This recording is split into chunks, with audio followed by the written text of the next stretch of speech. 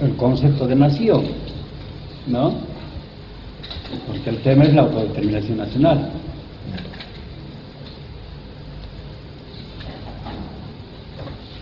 ¿Cuál es el concepto de nación? A ver, ¿ven usted?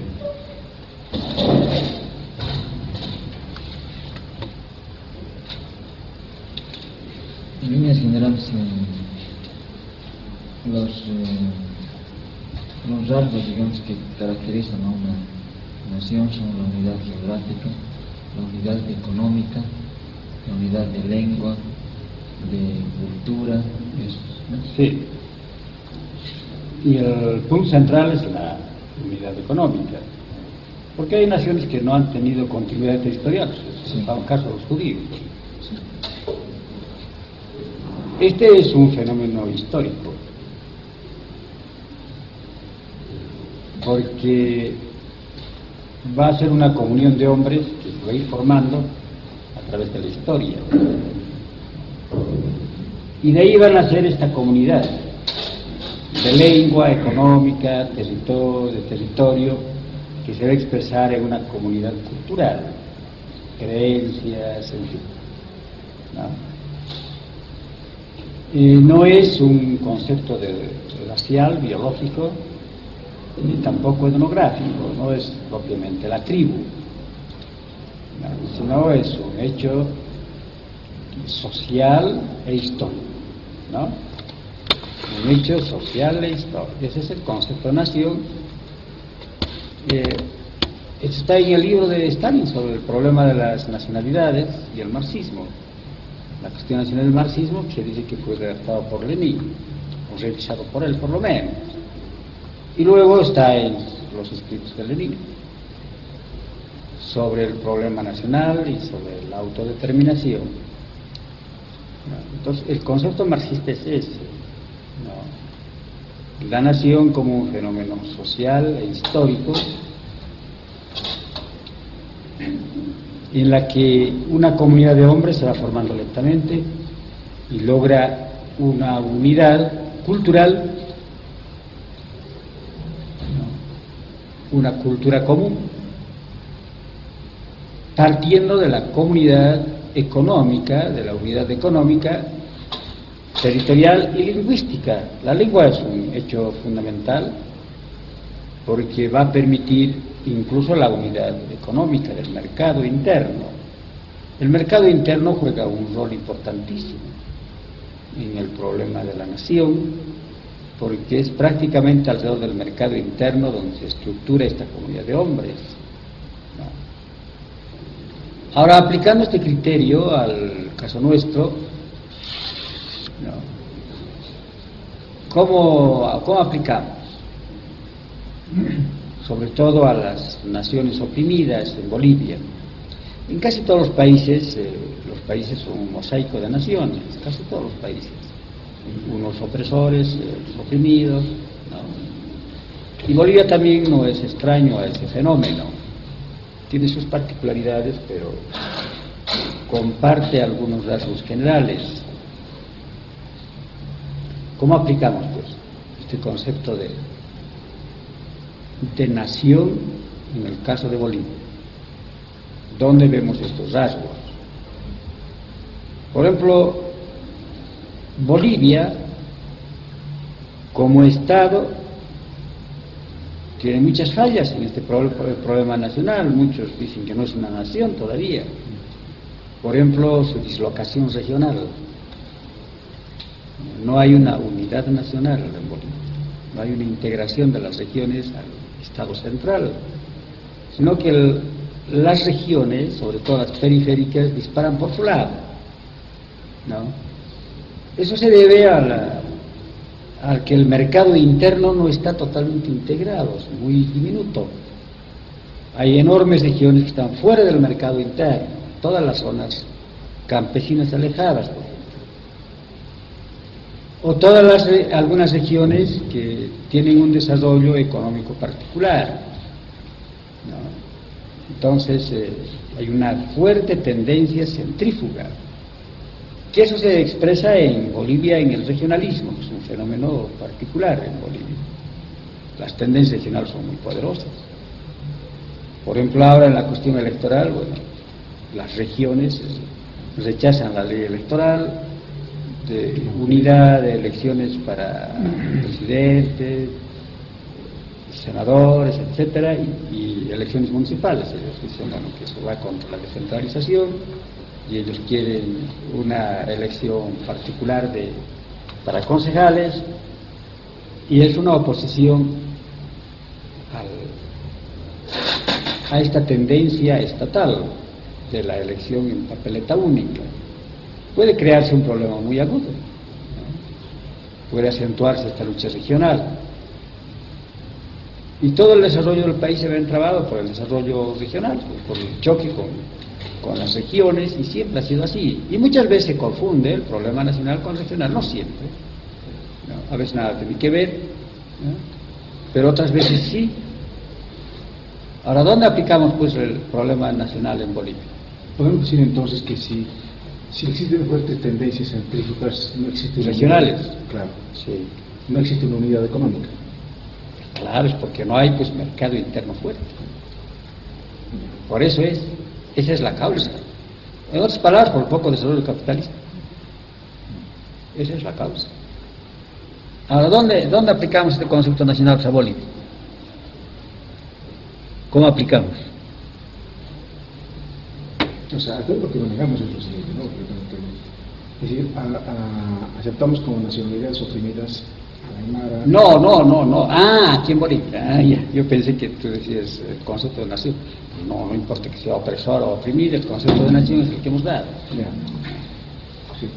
Entonces, digamos, ¿hacia dónde aplicamos el concepto, no? O sea, lo extendemos hacia los aymaras, hacia los quechuas, ¿cierto? Pero también puede extenderse hacia los guarayos. Sí, pues, a todos los que tienen esos rasgos nacionales. Pero algunos de ellos no han logrado una unidad económica. ¿Cuáles, por ejemplo? Por ejemplo, los guarayos. ¿Por qué? Pues digamos, unidad económica en el sentido, digamos, como utiliza Lenin en la autodeterminación, ¿cierto? Es decir, digamos, tendencias hacia la consolidación del mercado. Son nómadas. ¿Cómo va a ir la consolidación del mercado? Pero ese mercado es se comercian entre ellos, tienen una unidad económica primitiva, particular de esa época, pues una unidad económica. Tienen una especie de uniformidad económica. Tampoco por los aymaras de los quechas tienen un mercado interno en el sentido capitalista. Ellos tienen ocasionales ferias, generalmente una vez al año, las grandes ferias, o tienen cada semana, o cada festividad, en fin, ferias ocasionales donde practican el trueque. Por ejemplo, ahora dice que debido a la enorme variación del tipo de moneda, dice que se ha acentuado el trueque en las zonas campesinas. Ahora es trueque. Y antes era más fuerte eso. Bajo la presión capitalista ellos emplearon la moneda. Pero sobrevivía el trueque, ahora puede afirmarse. Entonces ellos tienen esa unidad económica. Bien. Entonces, si aplicamos, digamos, estas nacionalidades, el concepto de nación, el problema está, digamos, ¿a quién aplicamos el concepto de nación boliviana? A la nación opresora, pues. A la nación opresora. Ahora esta nación opresora es muy débil. ¿Por qué no quiere decir que la nación tenga al 100% los elementos que hemos señalado? No. Hay muchas debilidades. Vamos a ver incluso cómo son naciones imperfectas, la aymara, la quechua, todas ellas son imperfectas, pero tienen esos rasgos nacionales.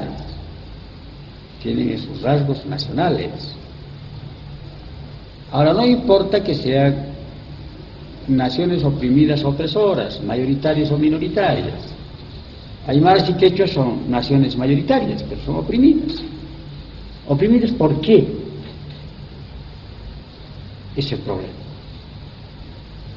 ¿Por qué son oprimidas? Porque no pueden manifestarse en sus expresiones, no sé si vale el término, en sus expresiones culturales. Una cosa, pero también en la cuestión económica. ¿No? La diferencia, la fijación de los precios, como ellos están al margen del mercado prácticamente, cuando ellos transforman sus productos en mercancías, ¿no? se les fija desde fuera ese precio, de una manera artificial. Son las alcaldías o la policía o el Ministerio de Industria y Comercio quien fija los precios y se acabó. De esta manera, estas naciones oprimidas costean los costos de la producción capitalista. Por la etapa de atraso económico en que viven, por ejemplo, ellos no conocen el salario y lógicamente en la fijación de su precio ellos no incluyen su salario, ¿no? Y una serie de factores no incluyen. Por ejemplo, el transporte. Cuando ellos lo transportan en el lomo, no incluye con su busito. Pero cuando transforman en camión, sí. Pero esta idea sería para cualquier clase campesina, no solamente aquí en Bolivia. No, pero nadie dice que solamente en Bolivia. Estamos hablando de aymara y quechua. Sí. Hablando como una nación oprimida. Pero eso me parece que... Estamos aplicando a Bolivia. Sí, pero estoy de acuerdo con Gina. A Bolivia estamos aplicando. Pero puede ocurrir en otro país, en Francia. Bueno, pero en Francia no pasa eso, porque en Francia no hay eso. Porque en Francia todo el mundo produce como mercancía. Aquí ocasionalmente, pero excedente. Igual hay el cambio desigual entre la ciudad y el campo. Es decir, ¿Dónde? en todas partes. No es el cambio desigual, es la opresión, es la desigualdad en el desarrollo del campo con referencia a la ciudad, pero no quiere decir desigualdad en el intercambio comercial. Es otro problema muy diferente. Por ejemplo, el pequeño productor campesino, el productor francés, es un productor de mercancías, el pequeño. Ese fija de acuerdo a las leyes del mercado capitalista. Pero es una ley general del sistema capitalista, la opresión del campo. No es la opresión, es el desarrollo desigual, el sometimiento del campo a la ciudad. ¿Qué tiene que ver eso con el problema nacional? No decía, no solamente relacionado con el problema nacional, sino es un problema de clase. Porque no es de clase, es un problema económico, de sometimiento. El desarrollo hay un rezagamiento en el desarrollo del campo, aunque el campo conozca un desarrollo capitalista. ¿Por qué? Porque el capitalismo va creando grandes concentraciones para la producción mercantil. Entonces el campo queda rezagado. En la etapa anterior el campo era el predominante. Los centros urbanos eran centros administrativos, entonces lo determinante era el campo, ahora lo determinante es la ciudad. Pero no tiene nada que ver con este problema. No se da esa diferencia de intercambio si no hay una diferencia de modo de producción. En Bolivia se da eso porque el modo de producción es precapitalista en el campo. Entonces el precapitalismo está costeando aquí los costos de la producción capitalista. Porque por ese atraso, el campesino no incluye en sus costos una serie de factores. Porque como es tan atrasada la producción del campo, debería quedar marginada del mercado. Las papas tienen una producción muy elevada, los tejidos. Un tejido que hace un campesino durante un año para vestirse, ¿no? La mujercita esa que va a tejer todo y va a hilar todo y va a hacer todas las cosas, la obra de arte para vestirse en un año, ¿no? Durante todo un año, 6 meses. Fíjate el precio que puede tener, es un precio fabuloso. Pues nadie le paga eso, le pagan cualquier suma. Entonces ella no ha incluido ahí su trabajo. Ella trabaja 6 meses hilando, tejiendo, etcétera. ¿No? Es una de las razones por las que el campesino no vende algunas cosas. Por ejemplo, el gorro que se pone, eso no lo vende, porque le cuesta 6 meses de trabajo. Es una obra de arte. Entonces eso puede costar, fíjate, ¿cuánto? Puede costar $1000, no más. Bueno, y cuando tiene que venderlo, le fijan, ¿no? Le dan cualquier pigricia. Él no ha incorporado ahí su salario. Habrá incorporado pues simplemente el precio de la lana. Ahora, de todos modos, lo que se desprende de lo que está señalando es lo siguiente, ¿no? O sea, digamos, la opresión es te estoy entendiendo como que la opresión se presenta por la diferencia en los modos de producción. No. La diferencia en el intercambio de las mercancías y en los precios, eso, nada más que eso. Nada más que eso. Nada tiene que ver con la opresión nacional. Porque hay opresión nacional donde la nación oprimida tiene una burguesía poderosa. Los bancos catalanes, los vascos, son grandes consorcios mundiales de bancos y son naciones oprimidas. Ahora hay que seguir el consejo de Lenin, pues. Cada problema debe hacerse de una manera concreta, sin generalizar. Después del concepto de nación hay que aplicar a cada caso concreto, con su variante. En Bolivia es muy particular. Muy particular por eso. Porque aquí las naciones, abran esa puerta de repente, salen 50 pesos. Pero este concepto de nación ahora hay que aplicar de manera concreta en cada caso. Si no, estamos actuando como antimarxistas. Este es el consejo concreto que da Lenin. Dice, ahora hay que aplicar, dice este concepto, de manera concreta a cada caso.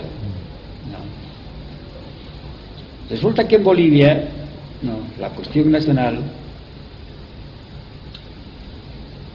va a coincidir con una diferencia de modo de producción. Y luego va a haber otro problema. Van a ser naciones muy particulares las que se dan en Bolivia. Eso no quiere decir que en otras partes no se dé también, claro que se da también. Incluso en la URSS se ha dado, en toda la zona asiática, eran sumamente atrasados, vivían en total precapitalismo. Pero en otros lugares las naciones oprimidas son tremendamente desarrolladas, en el aspecto económico, en el desarrollo del capitalismo. Entonces no hay que generalizar, hay que dar de una manera concreta. Bueno, entonces aquí, ¿ahora por qué? ¿Ha vuelto a volver? No. Bueno. En el aspecto económico pueden las naciones oprimidas ser muy desarrolladas. Entonces, ¿en qué aspecto son oprimidas? Como nación, pues, no les dejan hablar su lengua, así, por eso. La opresión nacional no quiere decir, Opresión económica. claro que así, exclusivamente opresión económica, no quiere decir. Cuando tiene una burguesía muy avanzada, muy rica,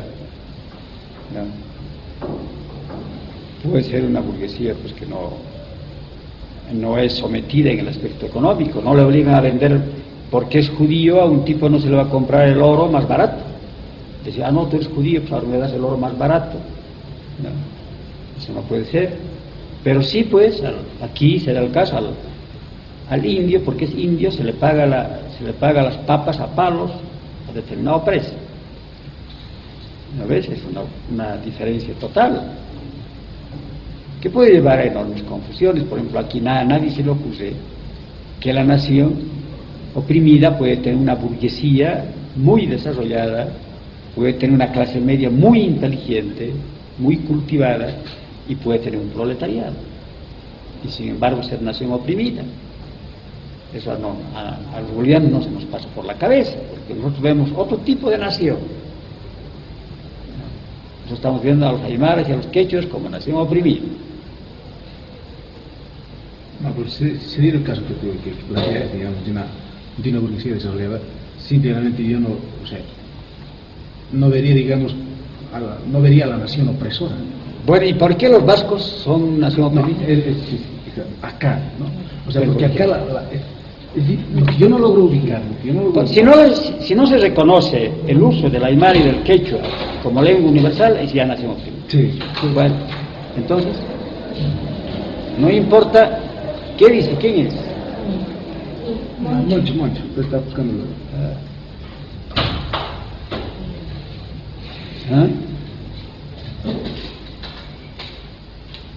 Es nación oprimida. En España, por ejemplo, pelean tremendamente por eso, por el desarrollo de su lengua, por la libertad de su religión, por todo eso. Por eso que en la socialdemocracia se presentaba el problema de la nación como un problema cultural, sobre todo el problema de la lengua. Son formas particulares en que se presentan en estos países europeos. Y todos los países europeos son una amalgama de naciones, incluyendo los franceses. Hay movimiento nacional en Francia. Hay un movimiento nacional en Francia. No en la forma de España, pero hay. Hay movimientos que están con reivindicaciones. Y vamos a ver a dónde conduce este movimiento nacional, en todas partes. Claro, aquí yo creo, o sea, todo el sector comerciante actual, ¿no? Son en realidad aymaras. ¿Qué comerciantes? Muchos, o sea, acá en La Paz, camioneros, comerciantes, contrabandistas, o sea, no es el otro sector aymara que es obrero, ¿no? Pero la estructura social dentro de la nación aymara no está diferenciada, ¿no? Ah, es otro problema, ¿no? Vamos a ver ese, ¿no?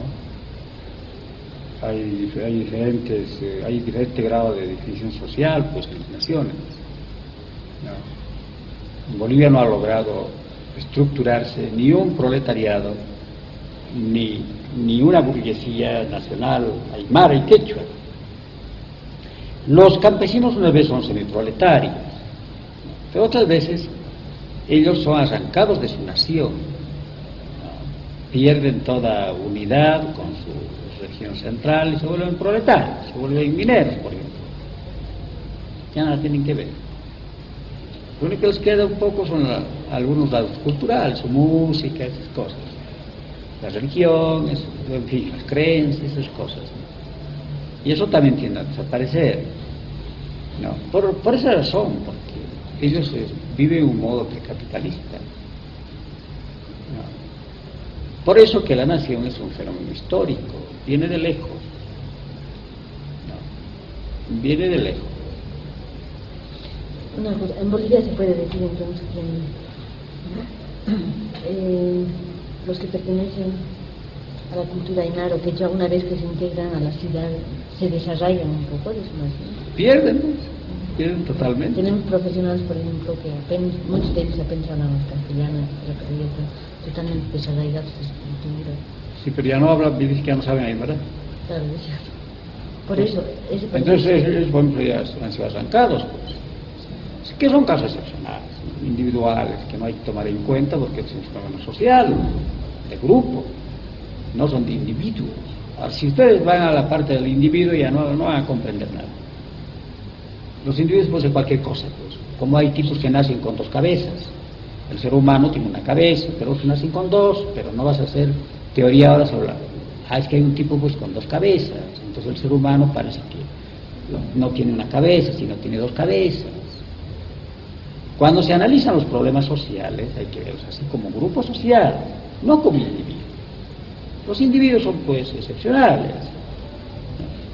Por ejemplo, el burgués es un explotador, pero puede haber un burgués loco que no explote, que regale todo, y que eche por la ventana todo eso. Bueno, es un loco, pues.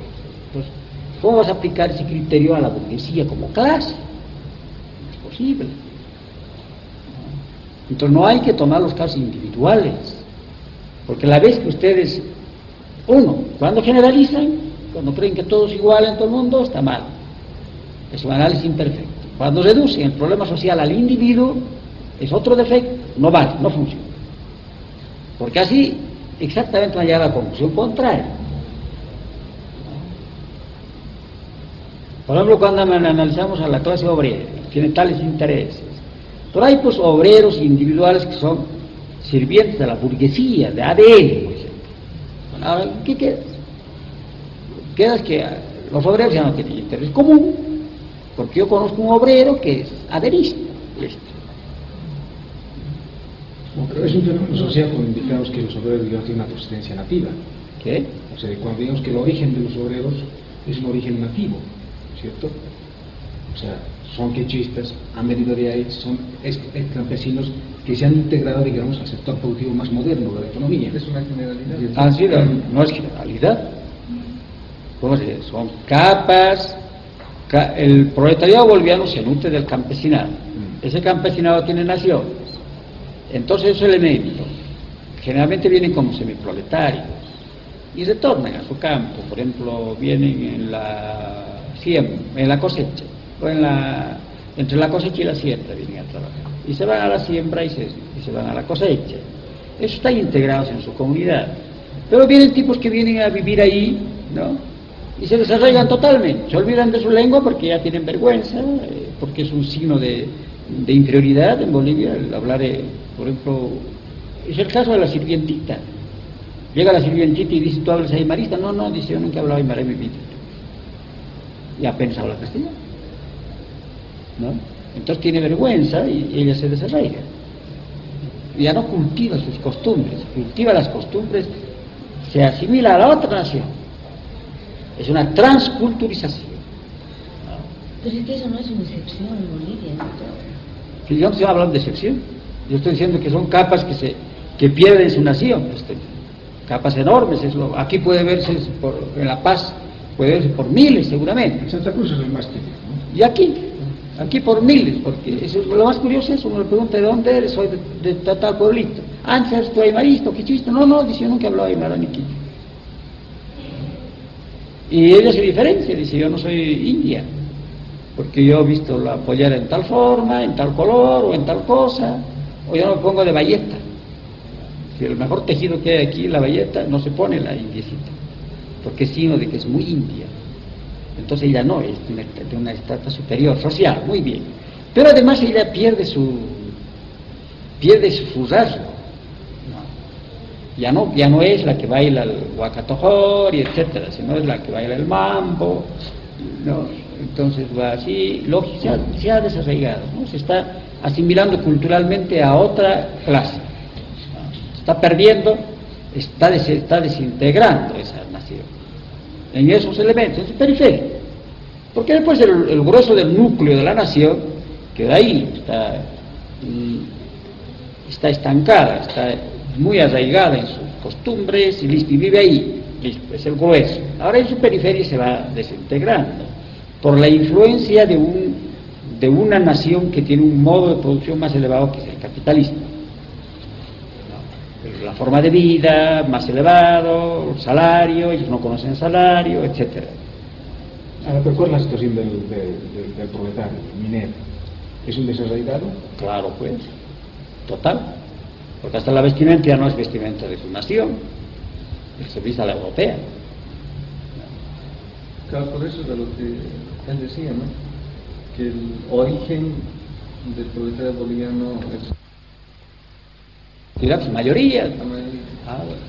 Pero tampoco, porque ellos absorben un enorme porcentaje, no solamente de la clase media, pero la clase media, ¿no? En realidad es el grueso del grueso del proletariado, en algunos casos, en la minera. Ahora la construcción, etcétera, no, puede ser los indígenas, ¿no? Los aymaras o los quechuas, pero los otros no, es la clase media, porque normalmente debía ser el artesanado el origen de ese proletariado. Bueno, no lo es, por una serie de razones, porque los centros obreros están muy lejos, en fin, pero una parte del propio artesanado se vuelve proletario aquí, porque está en ruina. Después la clase media, que está en quiebra económica, ¿no? Y una parte de estas naciones, de las indígenas, ¿no? Una parte, pero generalmente el semiproletariado, no el proletariado. Y las empresas capitalistas sacan ventaja, saben que es así, que es mejor que esos tipos sean obreros temporales, ¿no? Entonces le sacan ventajita para las redes sociales, para una serie de ahorros que tienen ellos, sus costos. Aquí yo creo de que hay esa confusión, ¿no? al proletario, por lo menos los sectores indigenistas, lo asimilan como parte de la nación, creen que sigue siendo una nación oprimida a la clase obrera. La otra vez, por ejemplo, en esa charla que se dio sobre el campesinado, había una discusión con don Fernando. Y ahí surgió este problema, y por ejemplo, una de las compañeras que está en el campo decía: yo creo que no es así, decía, ¿no? Ella estaba así pensando, porque dice, por ejemplo, en Mina Matilde, dice, los obreros mineros los oprimen a los compañeros campesinos. Los discriminan, pues. Entonces eso es lo que sucede. Sí, los obreros, por ejemplo, en Mina Matilde, los oprimen a los propios campesinos, siendo que ellos antes eran campesinos. De sus mismas familias salen a trabajar y después son opresores de sus padres. Pierden su nacionalidad. Ese es Claro, es igual que el general Torres o el general director del colegio militar. Ahora, ya. Ellos son indios. Pero ahora quieren ser nobles. Entonces ya nada tiene que ver con agrandarle vestir con chulo a este, ni por curiosidad, ¿no? Primero te pega un balazo. Es ahora europeo. Entonces ya no se puede aplicar, decir esta es la expresión de la nación oprimida, ni cosas parecidas. O sea, ese problema... Desarraigado. Pero son individuos, pues. Sí. Ahora, de todos modos, digamos, aquí hay un problema que está. O sea, yo lo he pensado y lo pensé en el siguiente sentido, ¿no? O sea,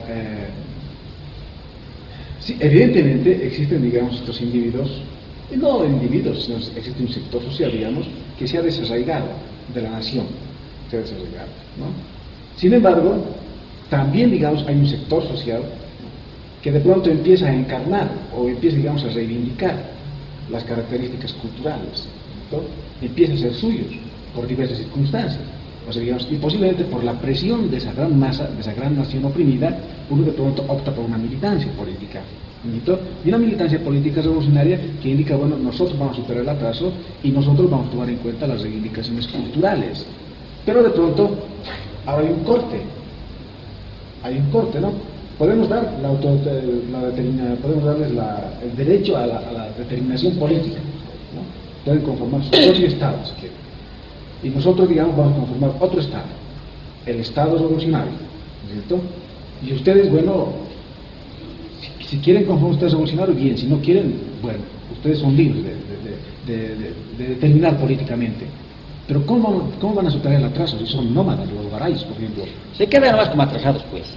La autodeterminación no quiere decir superación del atraso, quiere decir separarse, nada. Sí. Nada más que eso, nada más. No quiere decir superar el atraso, no cuenta ese problema, la autodeterminación. No cuenta para nada. No cuenta para nada los deseos ni de la revolución, ni del progreso, ni de nada. Son problemas diferentes, tampoco la de la nación. Yo puedo tener simpatía por los chipayas, listo. Me puede gustar las trenzas que llevan los chipayas, y puedo hacerme trenzas también como los chipayas. Pero no quiere decir que puedo toda la cultura chipaya. Porque no soy el producto de este desarrollo histórico, no tengo estas características de la nación. Soy un aficionado de eso. O puedo ser un aficionado de cualquier tribu de la India. Me gusta la forma de su vestimenta. Aquí también me gustan algunas formas de vestimenta de los indios. ¿Qué tengo que ver? Nada. Eso no quiere decir que me identifico con esa nación. Otra cosa es que una parte de esa nación se desintegre.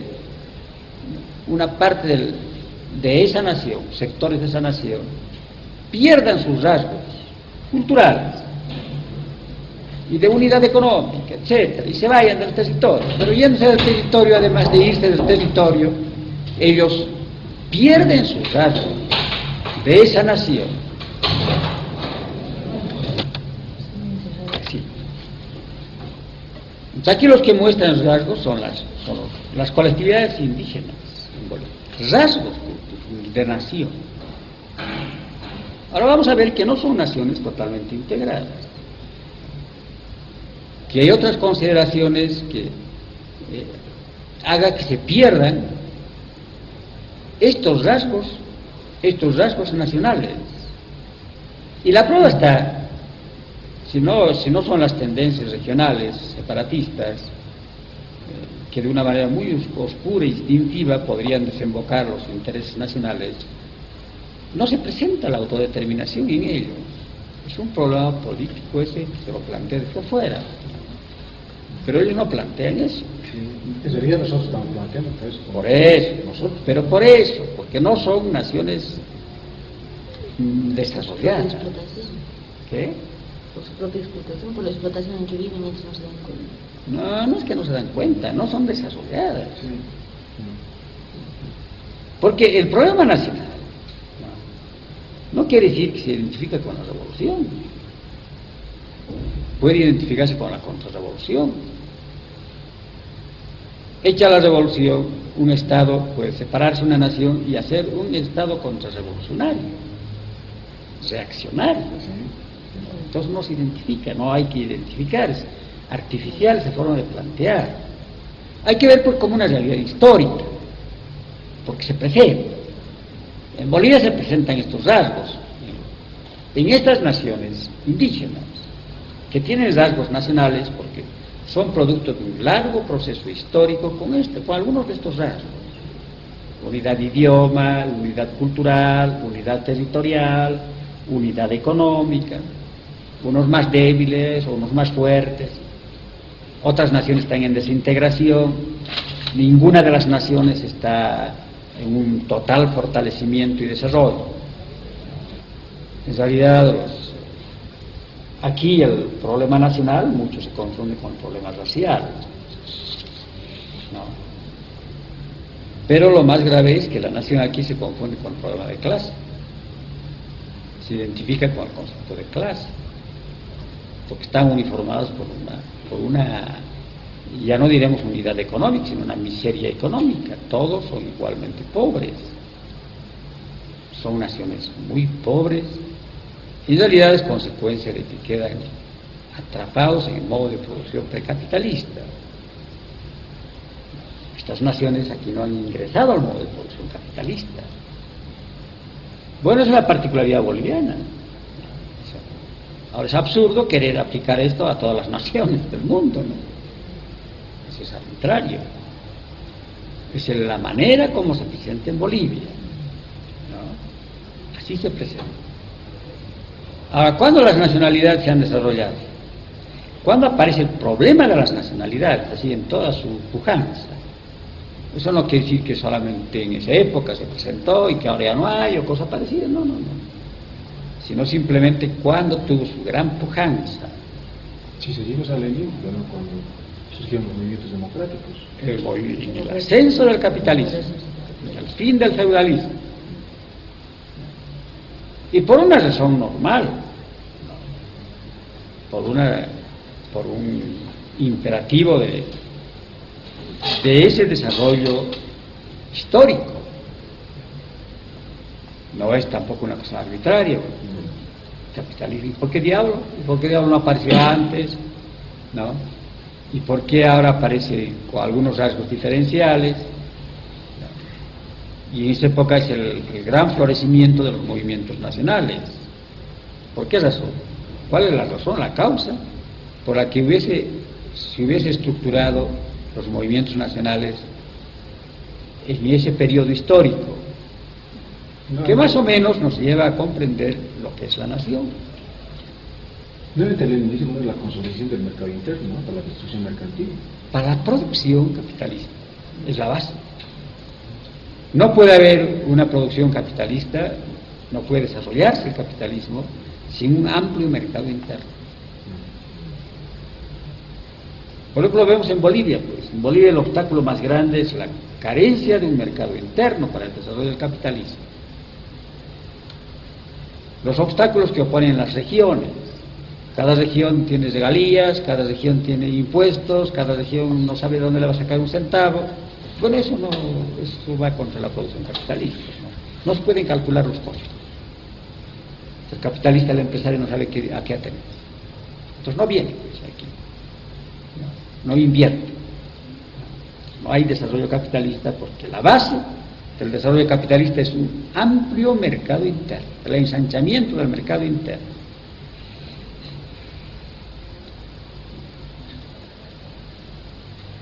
Pero nos va a dar el secreto de sus movimientos nacionales, ese hecho. Es el modo de producción capitalista el que va a impulsar los movimientos nacionales. No. Naciones Unidas alrededor de este mercado interno. Pero ahora, ¿qué ocurre pues cuando este mercado interno se ensancha? ¿Paralelo a qué es? A la integración de todas las naciones.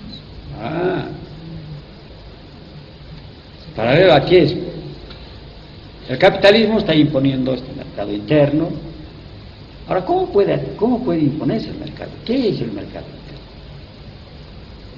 interno? ¿Por qué en Bolivia no hay mercado interno amplio? En Bolivia dice que los que compran y venden, los que están en el mercado interno, son 400.000 personas. Más o menos el 10% de la población. ¿No? Entonces es un mercado tan diminuto que aquí no se puede poner una fábrica de automóviles, no había quien vender. Solamente puede hacerse para la exportación. Y si no hay condiciones para la exportación, porque tendrá que tener un soporte en el mercado nacional para iniciar, para arrancar, ¿no? Entonces, bueno, tiene la competencia exterior, entonces hay dificultades, las distancias hacia los puertos, en fin, muchas cosas que elevan los costos. La falta de vertebración caminera, en fin, muchas cosas, ¿no? Entonces, como no hay mercado interno amplio, entonces muchas industrias no pueden instalarse, quebrarían. Entonces, ¿qué fenómeno concomitante tiene el desarrollo del mercado interno? La industrialización. ¿Qué tiene? Pero ¿cómo vas a crearse el mercado interno? ¿Qué quiere decir el mercado interno? Está en el mercado interno. El campo. ¿Ah? Desarrollar el campo y hacer que... ¿Qué es desarrollar el campo? Industrializarlo. Obligar a vender y a comprar a los pobladores, eso es. Eso supone destruir los modos de producción precapitalistas. Porque el precapitalismo se basa en la economía autosuficiente y en la economía natural. Entonces, cuando hay esto, cuando predomina el mercado muy chico o no hay mercados, entonces hay que romper eso. Hay que volver comprador y vendedor. Entonces, eso supone, eso de comprador y vendedor universal, ese es el capitalismo. Solamente en el capitalismo uno es comprador y vendedor, todos, ¿no? Por ejemplo, el mercado norteamericano, yo no sé, tal vez habrá alguna sectita, alguna tribu, habrá un grupo religioso que será que se fabrique todo, puede ser que haya, pero serán 40, 50 tipos. Pero, exceptuando esa miseria que no hay que tomarla en cuenta, que no cuenta económicamente, el total de la población norteamericana son compradores y vendedores, porque están en el modo de producción capitalista. Si se exceptúan estas cositas así, por ahí pueden decir, bueno, pero hay una secta religiosa, que ellos hacen su traje, puede ser, ¿no? Ese es el mercado interno. De todos modos, digamos, no sé si viene al caso o no viene al caso, pero de todos modos, digamos, esta política, digamos, de evitar de que alguien se haga vendedor y comprador, es una política que parte incluso del Estado.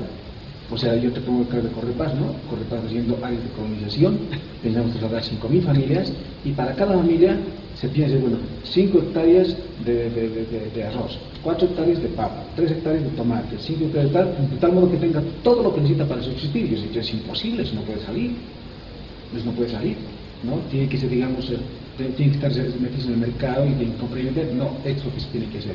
Así se evita, digamos, el problema de la opresión del campesino.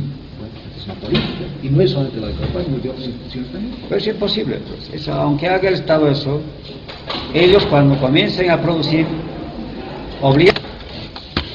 van a tener que integrarse al mercado, si van a hacer una producción de tipo capitalista.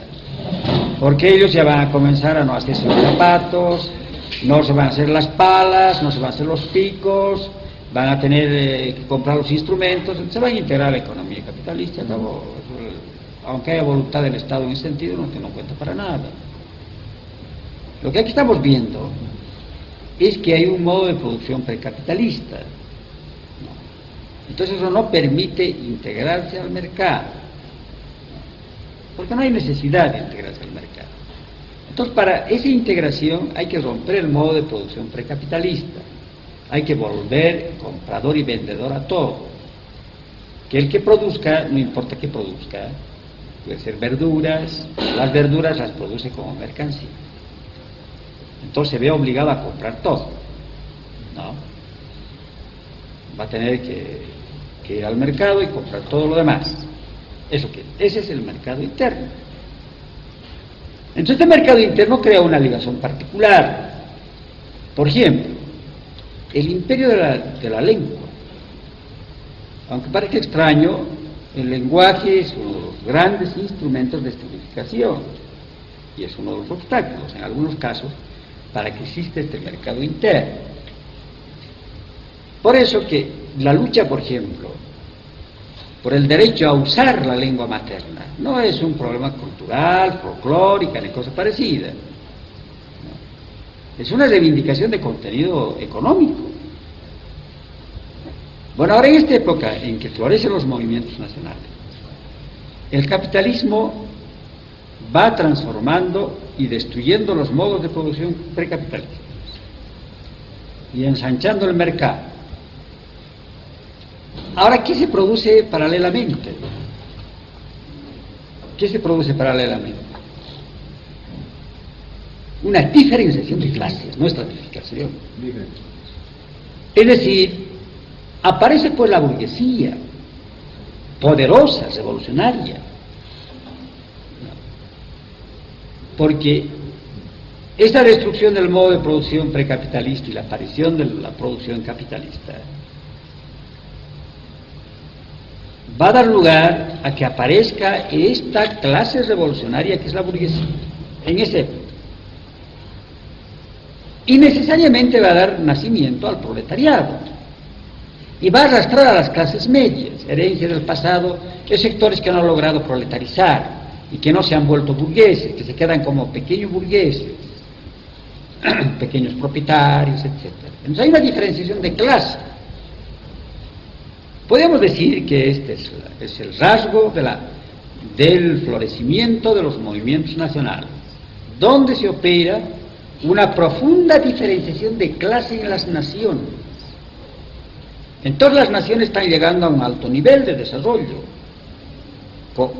paralela a esta diferenciación de clases, de diferenciación social en su seno. Ahora ustedes pueden comprender ese fenómeno curioso, para nosotros curioso, de que hay naciones oprimidas con burguesías que tienen influencia mundial, ¿no?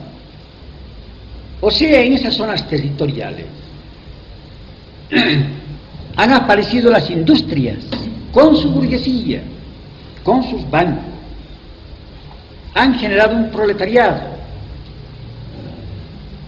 tienen sectores de la clase media y todos hablan el aymara. Pongamos el caso, si aquí se hubiera producido eso. Y el Estado opresor no les reconoce la lengua aymara en los trámites oficiales. Algo más, el Estado opresor reglamenta y dice en las escuelas de Bolivia, donde están estos aymaras burgueses, estos aymaras proletarios, aymaras pequeños burgueses, ¿no? Se debe aprender a leer y escribir en castellano. Ese es un obstáculo enorme, no solamente porque a mí me gustaría hablar en aymara, ¿no? Sino porque ese mercado interno tiene como uno de sus vínculos de unidad el aymara. Porque todos los productores tienen que entenderse en alguna lengua para comprar, decir, véndame, cuesta tanto, rebájeme, cambiaré, etcétera, etcétera. Tienen que entenderse en alguna lengua, en la lengua de la nación, que es la base de ese, o mejor dicho, que tiene como base ese mercado. Bueno, el Estado opresor me prohíbe eso, me obstaculiza, porque tengo que escribir en castellano, tengo que hacer los reclamos ante la aduana, para los impuestos, etcétera, en castellano, no hay aymara. Esa es una nación oprimida, con burguesía, con proletariado, con pequeña burguesía. Como ven ustedes, es un producto del desarrollo del capitalismo, la forma como estamos planteando. Ahora, yo creo que esto a ustedes les aclara mucho, porque aquí es difícil comprender. Porque no tenemos aquí este tipo de naciones. Tenemos aquí unas naciones, en realidad, semidesarrolladas. Porque no ha llegado el modo de producción hasta estas naciones. Debido al poco desarrollo del capitalismo, es una particularidad del desarrollo de nuestro país y de toda la región latinoamericana. Su forma en que se ha incorporado a la economía mundial, el capitalismo atrasado, de economía combinada, etc. Listo, por esas razones históricas. ¿No? Entonces tenemos que tomar las naciones así como son. Y vamos a ver y comprender las consecuencias. Ahora, no hay que calcar todo lo que ocurre en los movimientos nacionales en otros países, pero tampoco hay que pretender imponer esta excepcionalidad de nuestro país a los otros. Ahora, si los movimientos nacionales han tenido su gran desarrollo en esta época de insurgencia del capitalismo, diremos de las revoluciones burguesas, ¿cuál ha sido la mayor expresión del desarrollo nacional? Basado en este mercado interno. ¿Cómo es el Estado Nacional? El Estado Nacional, porque es la forma adecuada para el desarrollo capitalista. El gran Estado Nacional soberano es la forma ideal para el desarrollo capitalista. Entonces todos los movimientos nacionales han culminado en eso, en el gran Estado Nacional soberano. Por eso que el Estado se define como la nación o la clase que domina la nación políticamente conformada, la organización política de la clase dominante de una nación. Ese es el Estado. Y soberano porque no reconoce ninguna voluntad por encima. Pero a su turno, pues, claro, lógicamente, ¿no ven ustedes el desarrollo de la burguesía, de las revoluciones burguesas, culmina en la soberanía nacional, pero a su turno genera un otro fenómeno nacional: la consolidación del capitalismo y mucho más su declinación, porque ahora es una etapa de ascenso del capitalismo progresista.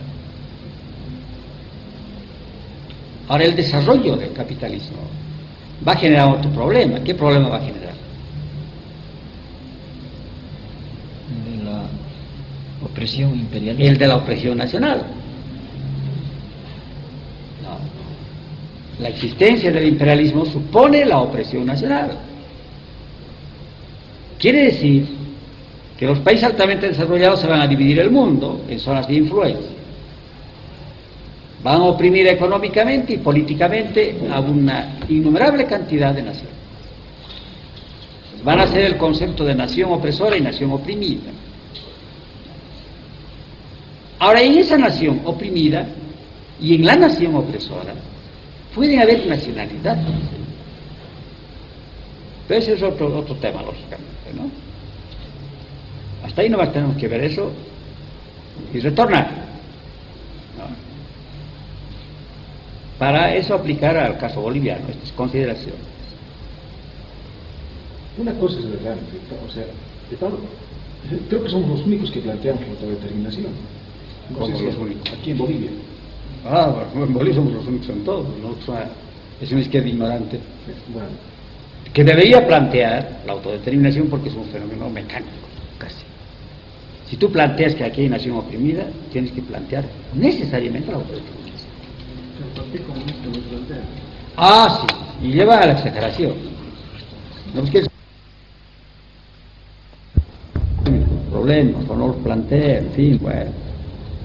Pero el estalinismo ha planteado a sus temas preferidos este problema de la autodeterminación. Pero ahora no lo plantea. A mí parece que hay un silencio. Debe estar en su programa. Basta que esté en su programa. Entonces, lo que tenemos frente a nosotros, ¿qué son? Son movimientos que tienen más características involucionistas, no son movimientos democráticos, ¿no es cierto? ¿Qué cosa? ¿Los políticos? Sí, ¿no es cierto? Y en algunos casos, por ejemplo, en algunas nacionalidades, ni siquiera digamos atismos, ¿no ¿no es cierto? Los Huarayos, ni atisbos, digamos, de un movimiento ni siquiera de carácter indigenista o reivindicativo cultural, nada de eso, mucho menos democrático, por lo tanto. Cuando planteamos la autodeterminación política, el derecho a conformar estados en consecuencia, entonces, ¿a quién estamos dando la posibilidad de No estamos planteando la autodeterminación, estamos planteando otra cosa, los rasgos de las naciones, eso estamos aplicando. Vamos a entrar recién a la autodeterminación, si no vamos a confundir. Sí, sí. Ahora no nos importa a nosotros, en este análisis, qué es lo que piensan los interesados. Estamos viendo un fenómeno objetivamente. Eso estamos viendo, sin importarnos lo que piensan los interesados. Eso no cuenta para nosotros ahora. Eso podrá contar en la actividad futura, pero en este instante no cuenta, porque estamos analizando el fenómeno histórico. Ahora, ¿cómo podemos aplicar en el problema nacional lo que hemos dicho? Eso de que estos movimientos nacionales han tenido su auge durante el capitalismo y que la presencia del modo de producción capitalista ha determinado esas características de la nación oprimida, o de la nación, mejor, diferenciación social y estructuración del Estado Nacional Soberano. Ese es su rasgo.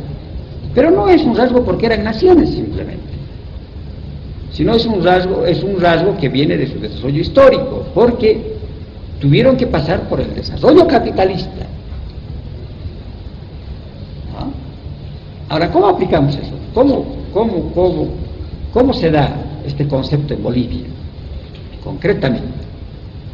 Tomando a las naciones más grandes, hay más y hechos para no complicar el problema, porque también puede, al último, que lo que hace Obando, pues cualquier tribu de 50 tipos a punto de desaparecer parece una nación. Entonces debe haber un estado de cualquier tipo, ¿no? Después de unos 4 años vuelves ahí, no hay ni uno, porque han desaparecido. Son agrupaciones étnicas en destrucción, están en etapa degenerativa. Los evangelistas han sacado la gramática de muchos grupos. Bueno, ya no existe. No queda más que el testimonio de la gramática, de su lengua, nada más. Ellos ya han desaparecido. La tuberculosis los ha diezmado, ¿no? O la degeneración biológica, porque son grupos cerrados, ¿no? Bueno, que un tipo engendra a todas las mujeres, se muere de viejo, entonces el hijo mayor engendra a las mismas mujeres y listo. Entonces poco a poco se van degenerando biológicamente y desaparecen, ¿no? Grupos así cerrados. ¿Cuántos habrán desaparecido ya? Ahora, claro, es llevar casi al absurdo plantear el problema nacional a todos estos grupitos, 30, 40 personas, ¿no? Porque lógicamente hablan una propia lengua, tienen una unidad económica, etcétera, pero son grupos que están a punto de desaparecer, entonces no vamos a preocuparnos de eso.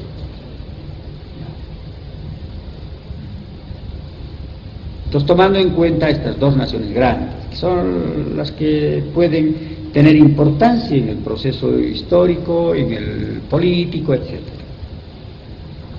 Entonces, ¿qué conclusión llegamos? ¿Cómo son estas naciones? Si tomamos en cuenta esta consideración histórica de la formación de las naciones en escala mundial, aquí ha tenido, digamos, particularidades distintas, ¿no? En cuanto, primero, no se han diferenciado en clase las nacionalidades. No hay una diferenciación social. ¿Por qué? Porque no han ingresado al modo de producción capitalista. Su mercado interno es casi inexistente, muy débil. En realidad, en algunos grupos, que son los que se dedican al comercio, que están en las proximidades de las ciudades, estos grupos tienden a integrarse en el mercado de la nación, de la otra nación, de la opresora. ¿Con quiénes comercian estos comerciantes? Teniendo como referencia central el mercado, el pequeño mercado boliviano, de la clase dominante, de los blancoides. Ese diminuto mercado les sirve de escenario a ellos. Traen los productos, llevan algunas cosas de aquí, cambian allá. Ese hecho ya está demostrando, ¿no? Es hecho real. Compran aquí en plata, en las mercancías, y van allí y las cambian.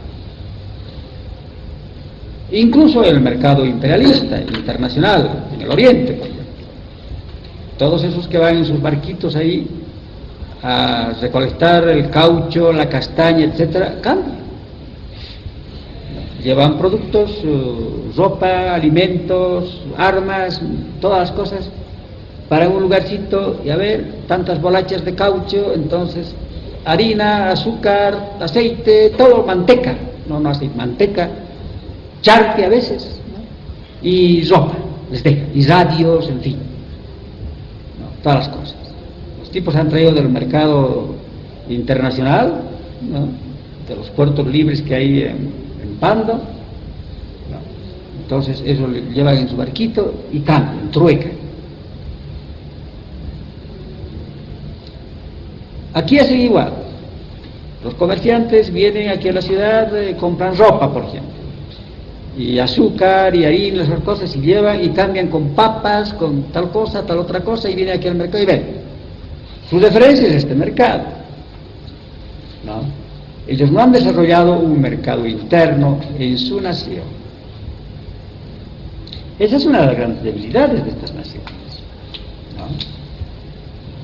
Consecuencia de que no está el modo de producción capitalista en esas naciones.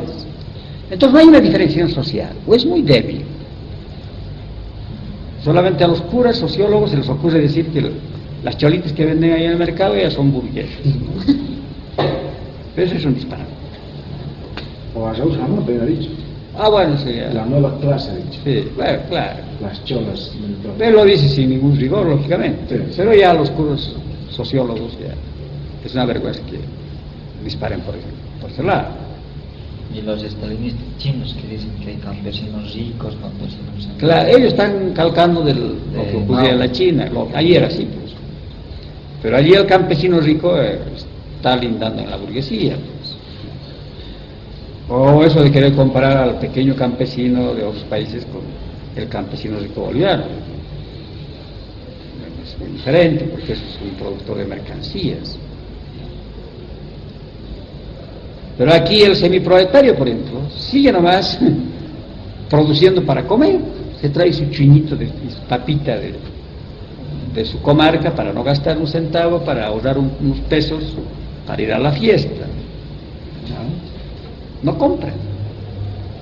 Todo lo que saca de los almacenes de las empresas es para negociar o guardar o llevar o trocar. No consume. Sigue manteniéndose al margen del mercado, ¿no? Solamente se va a volver comprador y vendedor cuando hace proletario, ¿no? Un proletario completo, íntegro. Bueno, entonces en Bolivia son naciones no desarrolladas en este sentido, ¿no? Porque no tienen una diferenciación social, ¿no? Y por tanto no han ensanchado el mercado interno. Entonces eso va a determinar que cuando llegue aquí el modo de producción precapitalista destroce esta producción precapitalista y por tanto a las naciones, juntamente con arrasar los telares a mano, ¿no? Y la rueca y el arado arrastrado por el buey, va a arrasar, ¿no? Con los rasgos nacionales, les va a imponer otra religión, otra lengua, etc. Pero es una fuerza invasora, lógicamente, ¿no? Lo que ahora estamos viendo es un desarrollo interno de las naciones. Por ejemplo, cuando viene el modo de producción precapitalista o capitalista, no puede estar respetando la vestimenta de estas naciones. Tiene que desnudarlos e imponerles el overol, porque es pues la ropa adecuada para el trabajo capitalista, ¿no? no la preciosidad de la vestimenta del indígena. Bueno, aquí eso ya no se ve, pero en las zonas indígenas sí. Todo el resabio del imperio y de la dominación española está en la vestimenta, son preciosidades. Hermosa vestimenta, que lógicamente no se adecua para la fábrica o a la mina, etc. Eso hay que destruir. Y el modo de producción capitalista, al imponer la unificación del mercado, destruir la economía natural, la economía autosuficiente, va a destruir todos estos rasgos culturales. Va a imponerles una lengua y un vestido y creencias más. Todo lo va a imponer. Autoritariamente.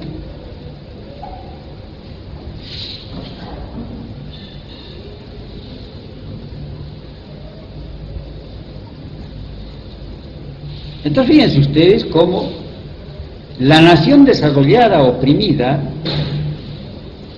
puede coexistir, defenderse y luchar contra la nación opresora, si ha llegado a este nivel de desarrollo. Pero cuando no ocurre eso, sigue la suerte que sigue el precapitalismo. Se desintegra al rozarse con el capitalismo. Y estas naciones también se desintegran en parte, los rasgos nacionales. Entonces, de una manera natural, el desarrollo de la nación ha llegado al Estado soberano nacional, al Estado nacional soberano. Entre nosotros, como no se da este proceso, no se plantea de manera nítida la necesidad de convertir a estas naciones en estados nacionales soberanos, Estado Aymara, Estado Quechua, porque no se lo plantean.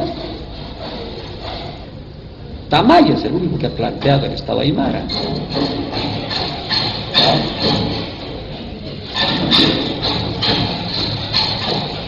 Pero todos estos movimientos indigenistas,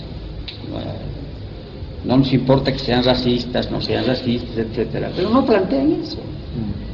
¿Por qué? Porque en ellos no se plantea como una necesidad.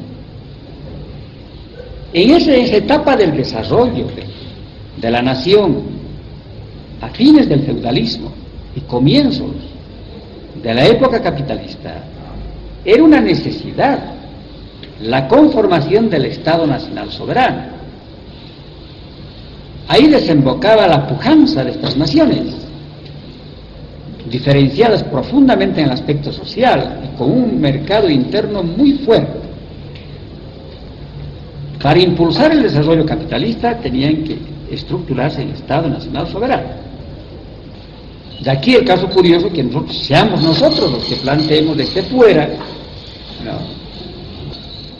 el derecho a estas naciones a separarse del Estado central. Ahora, su vinculación con el regionalismo. Yo creo que podemos ver eso.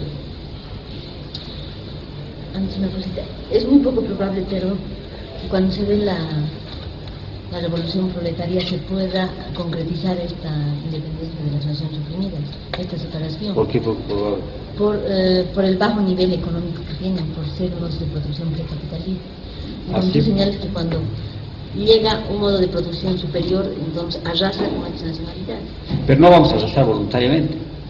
Vamos a seguir el ejemplo exacto que siguieron los bolcheviques. Es decir, en este momento, voluntariamente pueden adherirse al Estado obrero, boliviano. Si no puede irse. Pero no podemos mantener a nadie a la fuerza ni podemos estar arrasando. No, pues. Porque no somos nosotros el capitalismo. No, Claro. ¿No?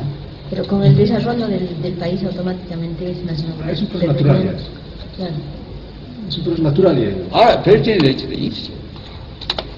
Porque lógicamente ellos plantean sus problemas, una serie de problemas, de reivindicaciones de tipo nacional, consecuencias de sus rasgos nacionales. En esa medida ellos están planteando, aunque no lo digan de manera clara, la posibilidad de separarse central. Sí, pero muchas de las cosas que les van a plantear van a ser eso nomás, el problema de la lengua, de que se alfabeticen en su propia lengua, eso que les va a dar el Estado obrero. Ah, sí, les va a dar, pero además les va a dar Entonces, ese otro derecho. Es bien difícil que lleguen, claro, No. pero bien difícil que ellos lleguen a No, plantear eso. no tanto que eso. Ellos pueden estar en oposición, sobre todo por ese hecho de que están en una etapa precapitalista, por la producción individual, etcétera, van a chocar políticamente con el Estado obrero. Pero también el Estado obrero lo primero que va a hacer es el garantizar la pequeña propiedad parcelaria del Sí, pues, pero después tiene que desaparecer. Claro. Entonces, en esa medida va a chocar políticamente. Entonces, necesariamente está planteado. Y además tiene el derecho de eso. Eso hay que plantear así, porque si se plantea que hay naciones, hay que plantear el derecho que tienen que irse. Y el Estado obrero no puede comenzar obligando a nadie a permanecer en su jurisdicción. Sería un gobierno obrero exclusivamente. ¿Qué? Sería un gobierno No por eso. Porque no puede mantener a la fuerza a nadie, a ninguna nación. Aunque sea de derecha, sea reaccionaria, sea primitiva, sea avanzada, lo que sea. Eso no interesa. La autodeterminación no está condicionada al concepto de si es o no revolucionario un movimiento. No, lo que digo es, entonces, que el tipo de gobierno que en última instancia estaríamos planteando sería, digamos, un gobierno obrero, ¿no? Secas. No. Porque, o sea, si la nación es clase, y es clase campesina, y a esta ese- nación le estamos dando el derecho de autodeterminación. Sí, pero hay varias naciones, pues. Eso no quiere decir que todas las naciones se van a ir, se irán las que quieran. No. Tiene que ser así. Ahora, ojalá pues fuera solamente Estado obrero a secas, ¿no? Que desgraciadamente el desarrollo en Bolivia no permite eso. A nosotros nos convendría con facilidad que sea el Estado puramente obrero. ¿Pero por qué les convendría? Porque llega más rápido al comunismo, pues. Si nosotros fuéramos un país que solamente haríamos un gobierno puramente obrero, significaría que somos altamente capitalistas.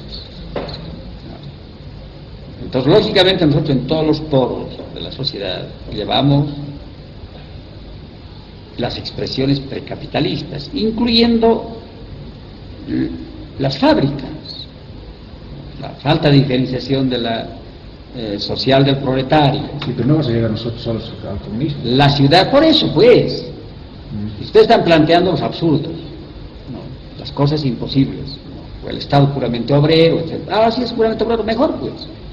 Y si se viese que no se va a dar, pues no hay posibilidad de exceder, pero si se diera, mejor. Significaría que somos altamente desarrollados. Entonces no tendríamos este problema maldito que es el problema del modo del precapitalismo. Ese es el problema maldito para nosotros. Es la dificultad, es nuestro tropiezo. Vamos a tener que pasar por un purgatorio para llegar al comunismo, porque tenemos que superar todo ese atraso. Ahora, si no tenemos eso, bendita la hora. Gracias a Dios, diría. De que no tenemos semejante pleito endemoniado. Seríamos un país feliz, ¿no? Solamente tendríamos que plantear dictadura del proletariado y comunismo. Listo, directo. ¡Oh, qué maravilla! No se da, pues. Por fuerza absurdo, no se puede plantear eso. Nosotros somos un país enrevesado, pues. Desgraciadamente tenemos que ver este problema. Para nosotros no es ningún deleite el problema nacional. Es un obstáculo. Pero no podemos percibirlo, porque existe. Tenemos que plantearlo, ¿no? Ojalá no tuviéramos esto, no somos folcloristas nosotros. Ojalá no tuviéramos el problema de aymaras y quechuas. Pero hay, pues hay que vamos a afrontar. Esa es nuestra cadena. Eso nos impide marchar rápido.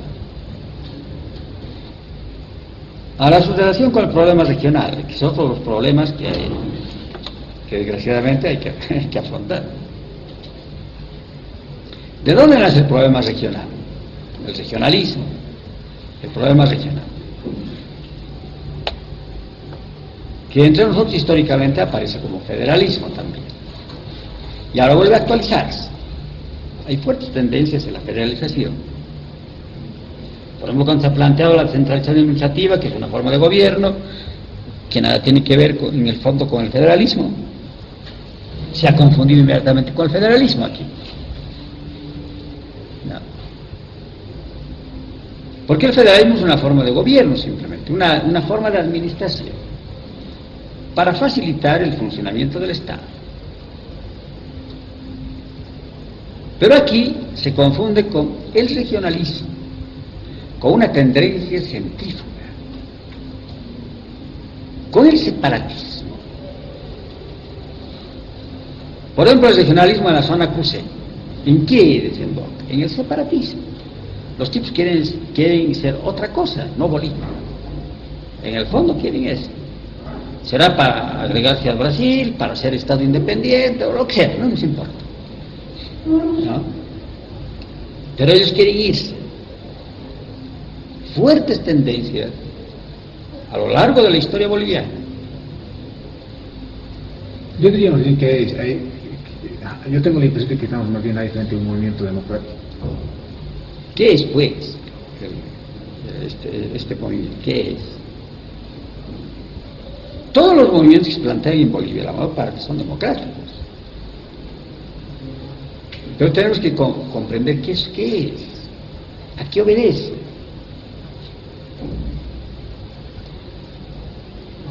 Yo creo que la estructuración de una clase dominante fuerte en esa región que ya no necesita, ¿no?, de la tutela ni del estar inmerso en la estructura general del Estado, digamos, en el Estado boliviano.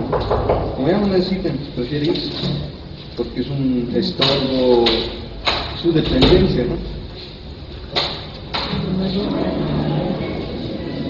Ante la imposibilidad de poder resolver sus propios problemas por el poco desarrollo del país, entonces por eso es que nacen con más fuerza en Bolivia, surgen con más fuerza regional. Es cuestión del atraso, es la expresión del atraso, porque este atraso se manifiesta en una falta de integración nacional. ¿Y qué es la integración nacional? Lo que hemos visto, pues, es la integración en el mercado. ¿No ve que hay regiones que solamente llegan en avión? Es el disparate más grande. Bolivia es un país que solamente llega en avión y transporta la carne en avión. Necesariamente estas regiones tienen su propio desarrollo, impuesto, obliga, no porque ellos busquen, sino impuesto por el desarrollo histórico, por las circunstancias. Y van generando una serie de rasgos diferenciales con el resto del país. No se identifican con el país, se diferencian, por eso, porque están alejados de este mercado. Y lógicamente no pueden resolver sus problemas. No. Ahora se da, el Estado boliviano es un Estado débil, por el atraso del país, basado en un pequeñísimo mercado, al margen de todas estas zonas periféricas, que no están integradas al país de una manera real, no pueden resolver sus problemas. Este Estado es muy débil, muy pobre. A lo largo de la historia boliviana, el Estado boliviano ha sido muy curioso. Siempre ha sido más pobre que los capitalistas. Son los rasgos curiosísimos en la formación del Estado boliviano.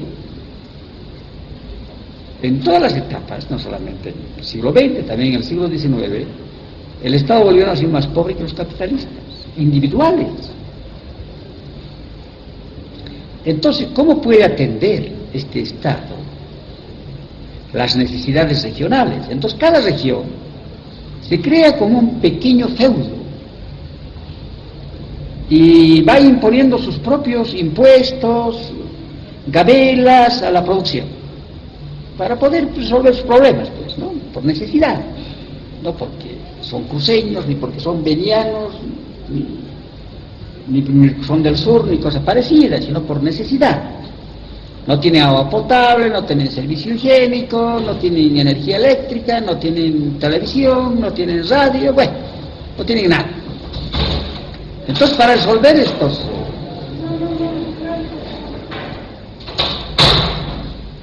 estas tareas elementales, ellos necesitan los recursos que no les da el Estado central, que no puede darles, por su excesiva pobreza.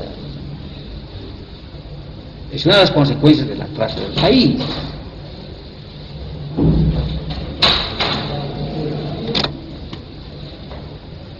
Entonces, lógicamente, esto va generando una tendencia centrífuga, porque al verse frustradas estas regiones,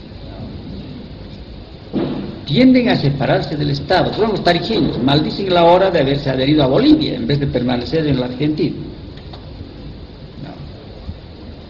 Porque tiene ahí un país al lado con un desarrollo, con mayor desarrollo, que les influencia poderosamente. Todos ellos van a estudiar a Córdoba o a Salta, etcétera, y comercian con la Argentina, y el Estado boliviano no puede atender. Entonces eso se ha generado en ese movimiento algunos rasgos de tipo nacional. Los cruceños consideran de que son una raza superior a la de los collas, porque son españoles ellos. Claro que olvidan que tienen muchas gotas de sangre negra, ¿no? Una de sus raíces son los esclavos negros, que han habido ahí y que les han pasado de huelga. Pero bueno, han dejado nomás su marca por los negros, ¿no? O finalmente son indígenas más atrasados que los aymaras y los quechuas, ¿no? Son etnográficamente de origen guaraní, ¿no? Ahora, claro, no sería correcto identificar este problema regional con el problema nacional. El atraso del país es la fuente en que se nutre el regionalismo. El atraso económico del país, el poco desarrollo capitalista, es uno de los obstáculos en el desarrollo nacional. Fíjense. ¿De dónde viene el regionalismo? ¿Cuál es su causa? Del atraso económico del país. Eso, poco desarrollo capitalista. ¿Por qué las naciones en Bolivia no están desarrolladas? ¿Por qué las llamamos nación clase? Porque ese es ya un consentido. Cuando decimos nación clase queremos decir naciones muy poco desarrolladas.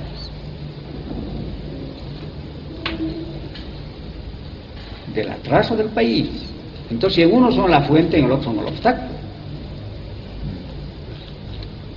Pero históricamente, como en el caso de Santa Cruz, porque el problema de la diferenciación del Oriente con los collas es un hecho histórico, no es tampoco una creación de ahora.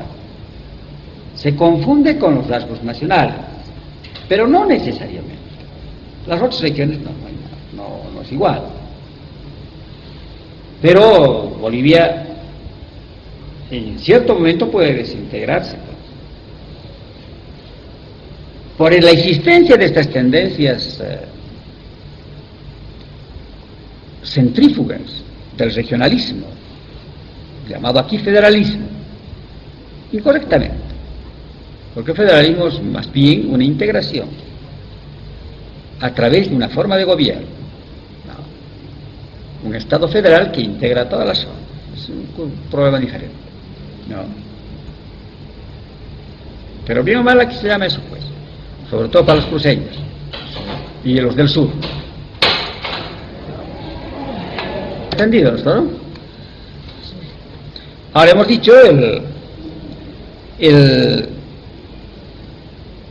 capitalismo en su desarrollo ha creado a su turno la opresión nacional, ¿no? Sobre todo en la época imperialista. Eso quiere decir que la metrópoli es una nación opresora.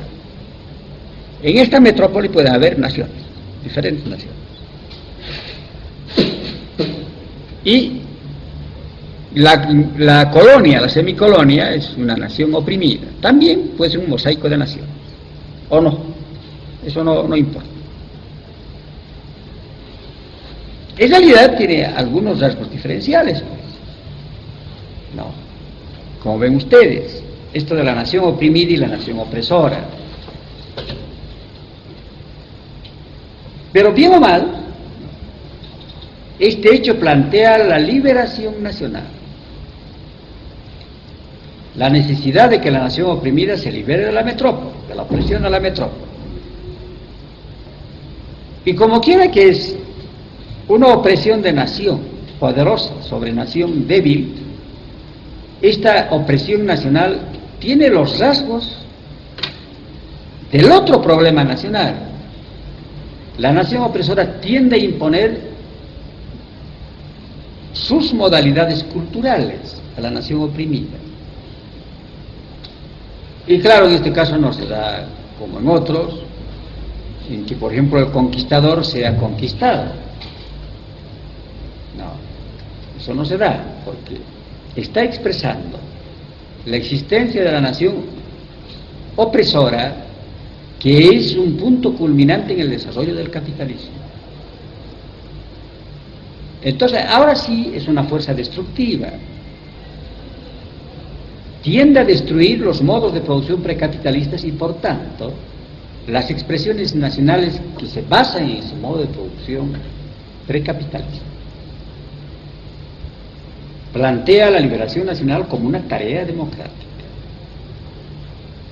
Liberación nacional que se va a expresar en la existencia del Estado Nacional Soberano, porque la opresión política, que significa la presencia de la nación opresora que es el imperialismo,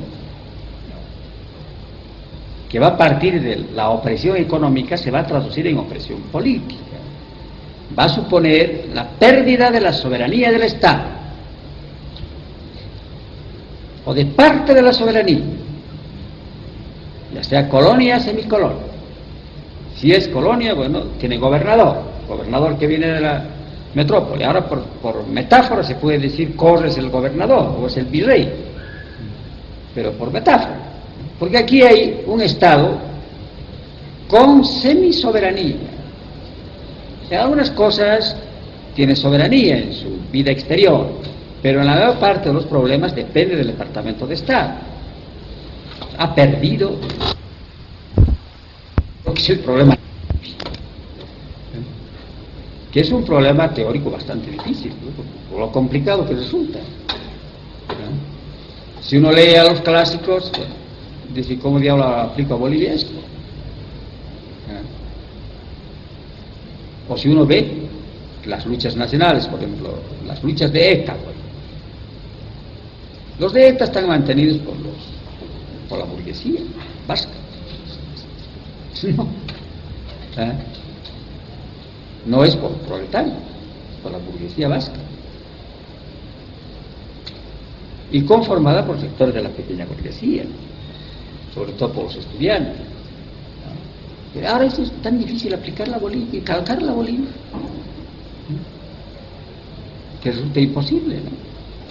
Y aquí vemos un movimiento indígena, bueno, que se niega a plantear la autodeterminación, incluso se niegan a plantear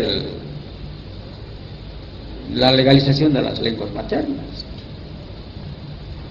o la ciudadanía plena para estas naciones, porque como tiene rasgos de clase, uniformados por la miseria, la ciudadanía plena sería una gran reivindicación nacional, que los analfabetos campesinos tengan derecho a elegir y a ser elegidos. Bueno, los partidos indios se oponen a eso. Diremos que aquí el problema nacional es un problema campesino, ¿no? Que no debería ser así, ¿no?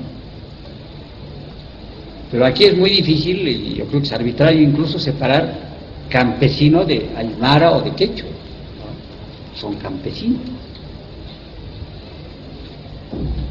que ya es un concepto de clase, ¿no?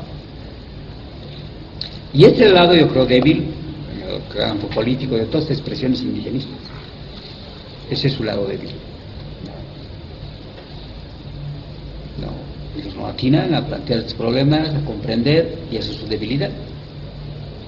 Entonces son muy artificiosos las cosas que plantean. Ahora, ¿qué es la autodeterminación? Como dice Lenin, que se tiene que ser planteado como un problema social y político, no con las otras consideraciones. ¿Qué es la autodeterminación? Un derecho conforme al Estado soberano. A separarse del Estado central y conformar su propio Estado. O sea, una autodeterminación. Disponer de su destino. Entonces, cuando se plantea el problema nacional, necesariamente se plantea la autodeterminación, la separación del Estado central y el derecho a estructurarse como Estado. Ahora, la existencia de este problema nacional y por tanto la autodeterminación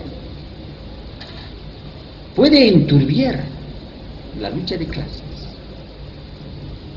En algunos momentos el movimiento nacional en una nación oprimida puede atenuar la lucha de clases.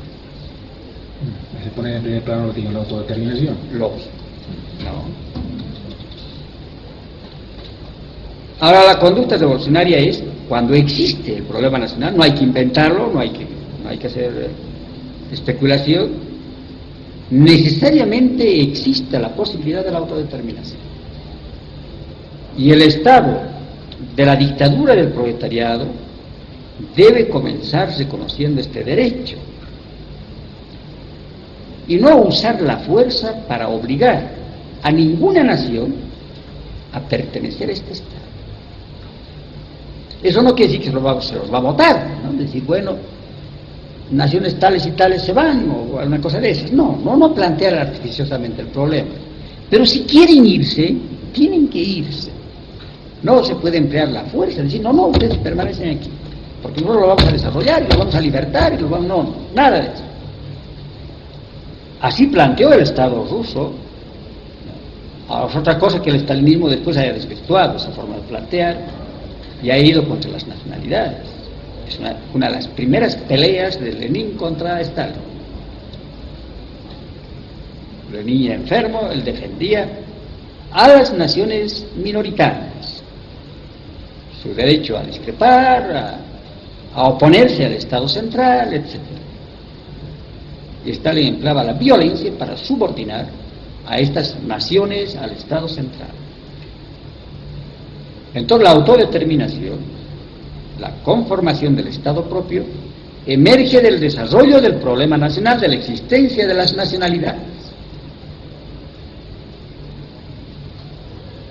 Nosotros estamos discutiendo para y poco cambiamos un poco la tendencia más, por ejemplo, con referencia a México, ¿no?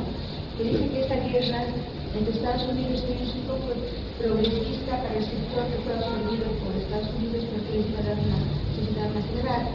Entonces, un poco plantear ese mismo problema con referencia a esas nacionalidades. Decía que no se podría aplicar el mismo. No, pues que no puede confundirse el problema nacional con el problema de los diferentes modos de producción. Ahí es el problema de si el capitalismo es más progresista que el precapitalismo. Pero nada tiene que ver con el problema nacional. Porque en el capitalismo más desarrollado hay el problema nacional, con una burguesía poderosa. Entonces no hay que confundir. Esa es una forma artificial de plantear el problema, forzado.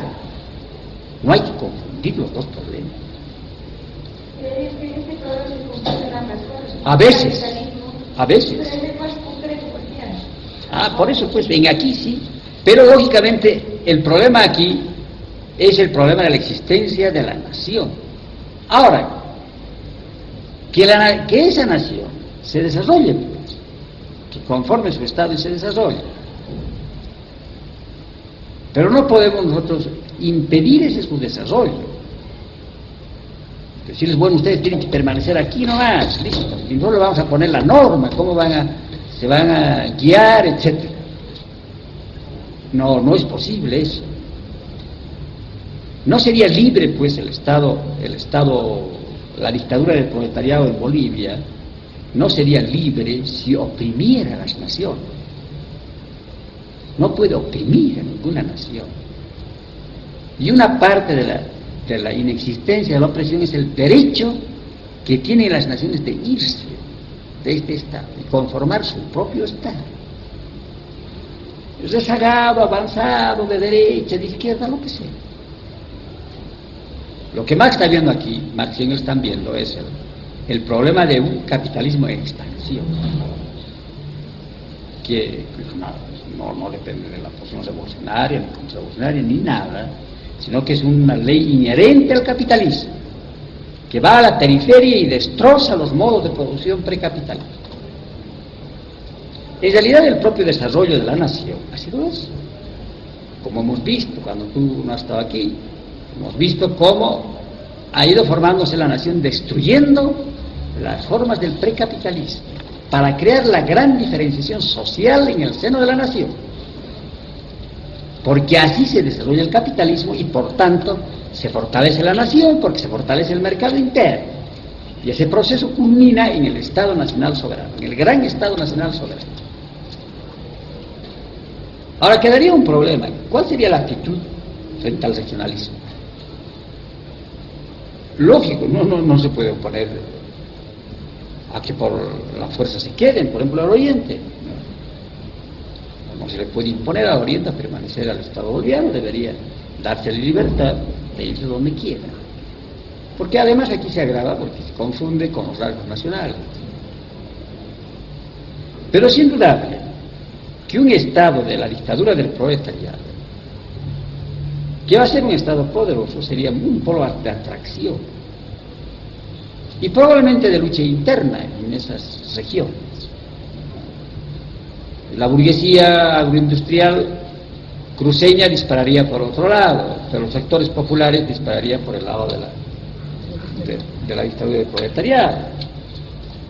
Había una lucha política muy aguda ahí dentro. Ahí sí, en esa lucha política entre la tendencia revolucionaria de los sectores populares y de su proletariado, hay un proletariado agrícola inclusive, ¿no? El Estado obrero estaría al lado de esas tendencias populares. Pero aún así, digamos, me pongo a pensar, que, digamos, en la guerra civil, en el caso de una guerra civil, sería la expresión, digamos, de una nación, digamos, aquella que comparte los cruceños y lo que somos nosotros. Pero ¿y si internamente se dividen? Que es lo más seguro. ¿Eh? Ahora estaría dividido. Ahora hay Santa Cruz, probablemente que la derecha que encarna estas tendencias es muy fuerte. No. Pero, aún así, no. Los sectores populares están en contra. Entonces lo más probable es de que allí lo que se dé es una aguda lucha de clases que anule el problema del regionalismo y del problema nacional, ¿no? Eso es muy probable, por todo lo que estamos viendo, por esto que está sucediendo ahora. Ahora, si no se diera, si la región en su integridad, donde quedaría, diremos, puesto de relieve los rasgos nacionales en su integridad, esa nación, o mejor dicho, esa región, tiende a separarse, así, que se separa. Pero si estalla la lucha política interna de clase, nosotros estamos al lado de esos sectores populares, y seguramente de esa manera se impediría la segregación. No, eso es lo más probable. Ahora es por la debilidad de los rasgos nacionales. Porque ¿qué van a reivindicar en aspectos nacionales? Bueno, son de otras razas superiores, nada más. Es muy débil, pues, esos rasgos nacionales, casi imperceptibles. Yo creo que allí lo que aflora más bien es la contradicción de clase. Contradicción de clase que se va a dar en esa forma. O pertenencia al gobierno obrero o separación. yo creo que hemos visto todo el problema, ¿no?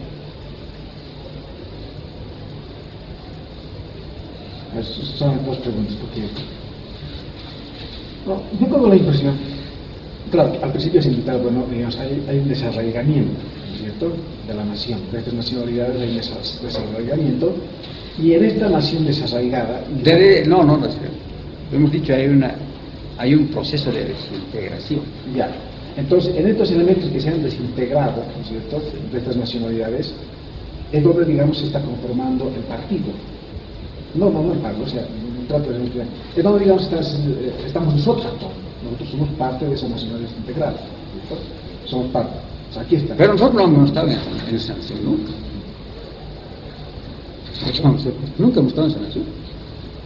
Nosotros estamos en otra nación. Yo, por ejemplo, no he estado nunca en el territorio ni indio, ni quechua, ni he pertenecido a sus tradiciones, ni a su lengua, nada que ver. Como nación, nada que ver. Ni tampoco como clase. Soy extraño. En ese concepto soy extraño. Ahora, claro, es otra cosa que me haga cargo de se me haga cargo de los problemas de aymaras y quechuas y que diga que el proletariado tiene que resolver, es otro problema. Pero no soy, como nación, nada tiene que ver. Ahora hay otros sí, que habiendo pertenecido ahí, habiendo nacido así, habiendo vivido ahí, han venido aquí, bueno, y han perdido su nación.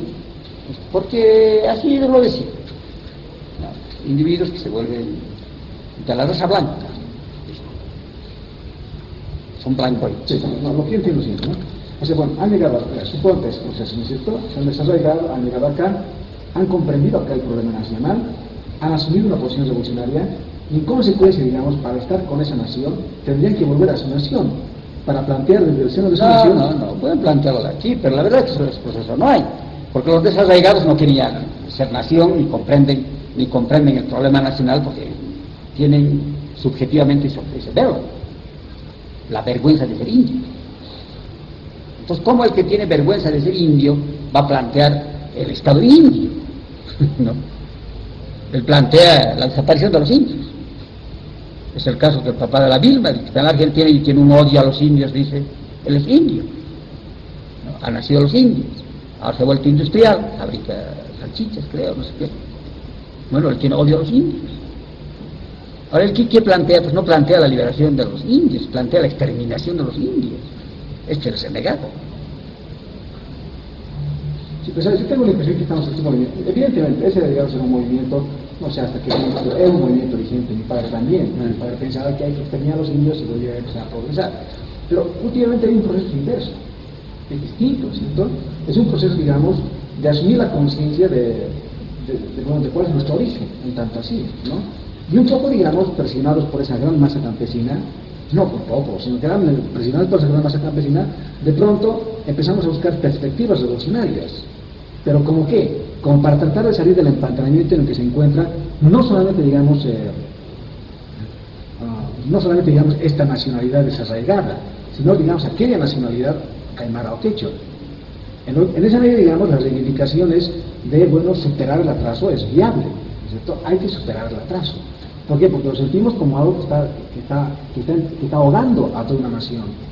Entonces, la única manera de superar el atraso, ¿cuál es? No es vía movimiento democrático burgués, es vía revolución proletaria.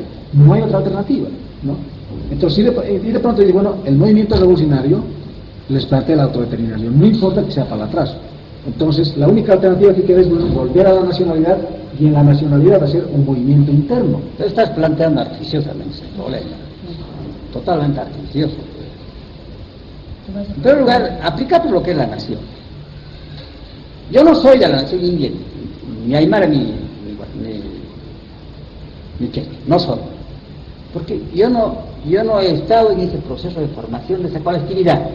Para mí es un problema extraño, ajeno, ¿no? Se tiene que plantear así. ¿Por qué diablo tengo que integrar? Ahora, que yo defienda los intereses de ellos es otro problema. Pero no por eso yo voy a decir, bueno, yo soy de la nación aymara o quechua. Yo no soy, pues. Porque yo no he seguido ese proceso de ellos. Yo no soy de la colectividad aymara y quechua. No, yo soy de un otro modo de producción, soy del modo de producción capitalista. Listo.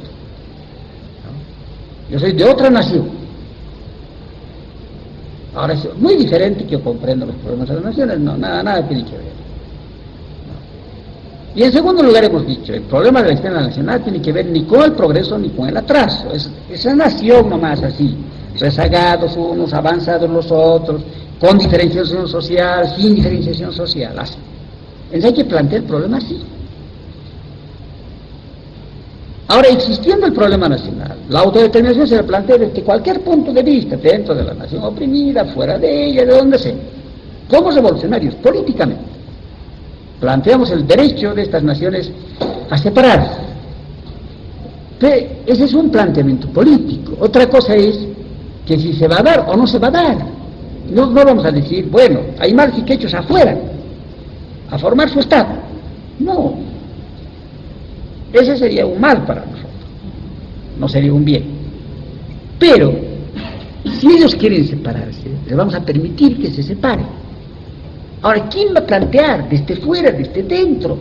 Un aymara, un quechua, ese es el problema que nos interesa.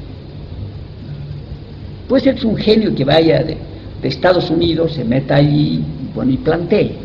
Y lo que planteó el genio norteamericano, cojan los indios, ya. Será una posibilidad lejana, pero puede darse. Eso no nos interesa. Tampoco nos interesa si las naciones pueden o no pueden plantear este problema. Pueden en cierto momento.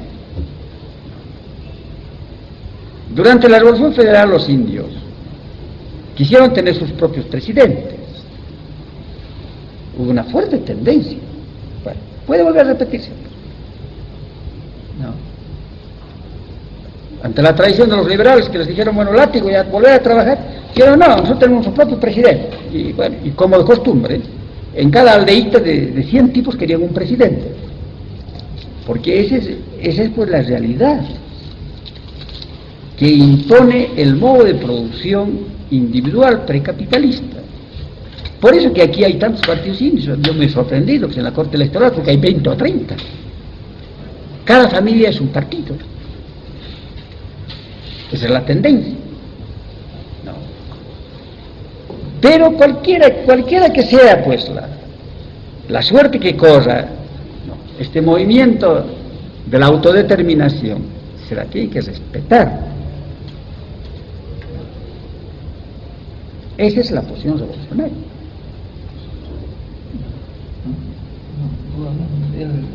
Sí.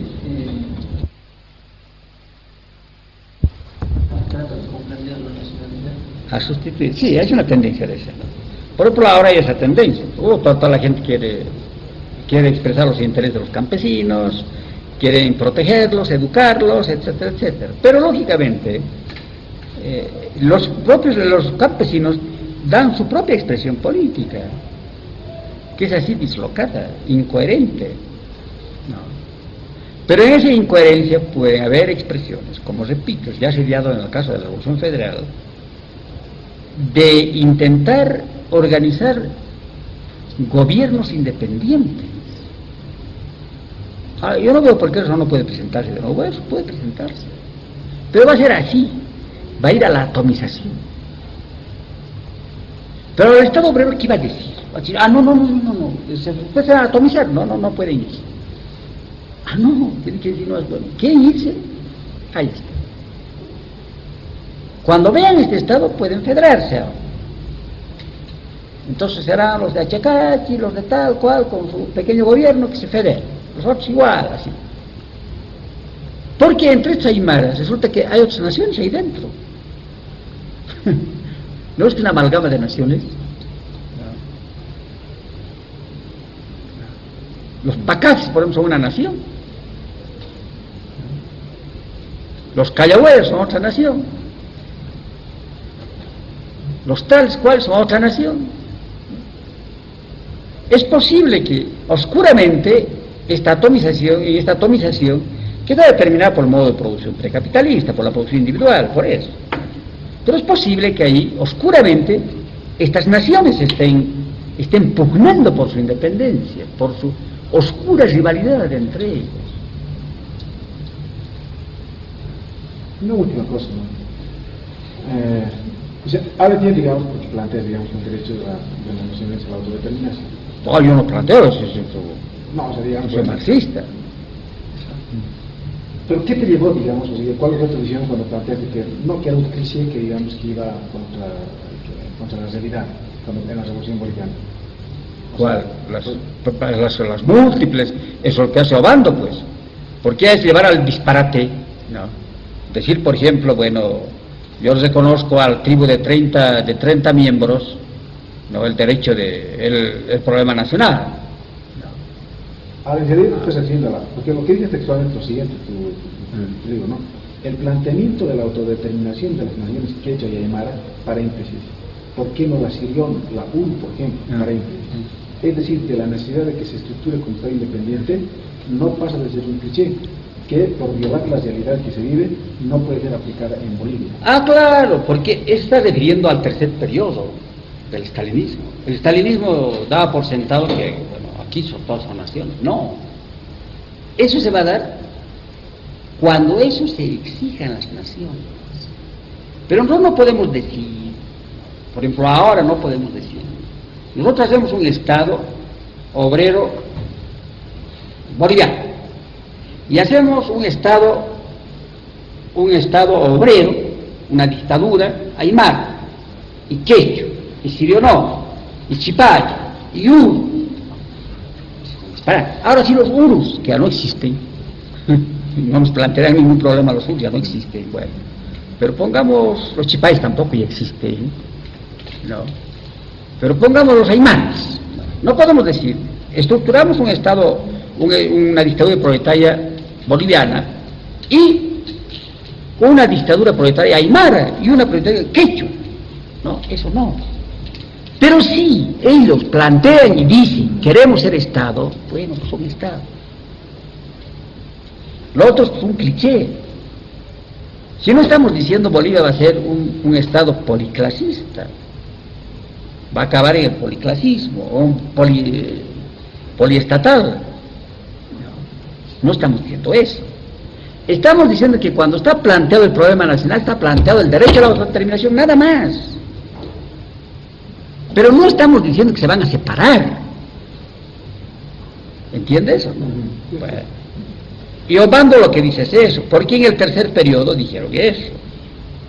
Ya dijeron, aquí se tiene que estructurar el Estado aymara, el Estado quechua, etcétera. Eso es lo que dijo el estalinismo. Y en cartas dirigidas a Bolivia. Ellos no eran cartas privadas, en realidad. Tenían la forma de hacer propaganda, llamamos cartas a los obreros bolivianos, a los quechuas bolivianos, a los aymaras bolivianos, y mandaban la carta impresa, volantes. Entonces ahí ellos planteaban la existencia de, en Bolivia tenía que fracturarse esto, por determinación de ellos, en tales y en tales estados. Y Obando debía de fracturarse esto en todas las tribus que hay. Pues fíjate, esto tener 50 estados, ¿no? Pero así impuestos artificialmente. Bueno, entonces, hemos visto esto. Ahora vemos la autocrítica. ¿Cuándo, en primer lugar, antes que me olvide, ¿cuándo se va a reunir el instituto en asamblea? No sé, claro, hay que fijar. Nos hemos olvidado, ¿no? Hay que fijar el primer lunes, yo creo, como siempre. ¿Cuál es el primer lunes? El lunes de junio. 3 creo que es. No. A ver, yo tengo que- El 3, sí. Un día antes de la inauguración de la Universidad Popular. El 4 de Sí. Sí. El 3 entonces. El 3. Ya. El 3 a las 7 menos cuarto. El 3 entonces. Avisamos a todos. De lunes. Ahí planificamos que estudiamos este mes. No puede ser miércoles. No sé. el jueves es Universidad Popular. El problema es de que hemos charlado con alguna gente. Y como se olvidó fijar esto, entonces se ha dicho siempre es el primer lunes de cada mes. Mira, porque ahora varía, creo que es 40. Pero no sé. Bueno, no Miércoles, sé. pues. ¿Qué? Puede ser Miércoles, miércoles. ¿no? No puede venir. Ya, está bien. Si quieren, pues, ¿me qué fechas? 5. 5 ya. Entre el 5 de junio, pues. Ya. copia de Stalin, pues. ¿Qué pasa? Es la copia de Stalin. Hasta el título, pues. Creo que hasta el dibujo de la carátula. Ustedes son por los 3 siglos, por ejemplo. Al absurdo, pues, es el libro al absurdo. Claro, Rusia era más de 100 nacionalidades. Pero no todos han conformado estados ni cosas parecidas. Porque hay una diferencia, ¿no? En esta tabla que tiene ese libro, que hay estados autónomos y estados federales. Se han federado todos ellos. Al cómic se llamaba pues, No, pero dice, o sea, dentro de todo el República Socialista Federada se llamaba. Ah, no. No, pero al comienzo se llamaba Unión de Repúblicas Federadas Socialistas. Ese es su nombre verdadero de la USA antes, al comienzo. Después se ha vuelto a llamar Unión de Repúblicas Socialistas Soviéticas. No, pero habla en el libro este de Wando Sons que o sea, hay repúblicas federadas y repúblicas autónomas. Ya, puede ser. Que de alguna forma... pues en la es igual que en la Comunidad Británica, ¿no? Sería igual. La Comunidad Británica hasta ahora, hay países son libres, pero reconocen exteriormente a la Comunidad Británica. Igual. ¿Eh?